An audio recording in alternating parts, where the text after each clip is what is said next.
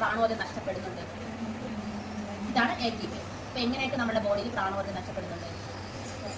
Stress, മെയിനായിട്ട് ഒന്ന് stress. നമ്മൾ കൂടുതലായിട്ട് ടെൻഷൻ അടിച്ചിരിക്കുന്നതായിരിക്കും തോന്നുന്നു, നമ്മുടെ കയ്യിലില്ല, പക്ഷെ നമ്മൾ എന്നാലും അതെന്താവും നമ്മൾ എനർജി എങ്ങോട്ട് പോകുന്നുണ്ട്, വേറൊരു ഇതിലേക്ക് പോകുന്നുണ്ട്. അപ്പോൾ അങ്ങനെ വഴി നമ്മളുടെ എനർജി പോകും, പ്രാണോർജ്ജം നഷ്ടപ്പെടും. വേറെ രീതിയിൽ അസുഖങ്ങൾ എങ്ങനെ വരും? ഒരു അസുഖം വന്ന ആൾക്ക് പ്രാണോർജ്ജം ഉണ്ടെങ്കിൽ എന്ത് ചെയ്യാൻ പറ്റും? പ്രാണോർജ്ജം അവരുടെ ശരീരത്തിലുണ്ട്, സംശയമായിട്ട് അവരുടെ ശരീരത്തിലുണ്ട്. അപ്പോൾ ഒരു അസുഖം വന്നു, എക്സാമ്പിൾ പറയുന്നുണ്ടോ? പനി വന്നു. പനി വന്നാൽ അവരെങ്ങനെ, അവർക്ക് പ്രാണോർജ്ജം ഉണ്ടോ അല്ലെങ്കിൽ സംശയമായിട്ട് അവരുടെ ശരീരത്തിലുണ്ടോ എന്നെങ്ങനെ മനസ്സിലാക്കാൻ പറ്റും?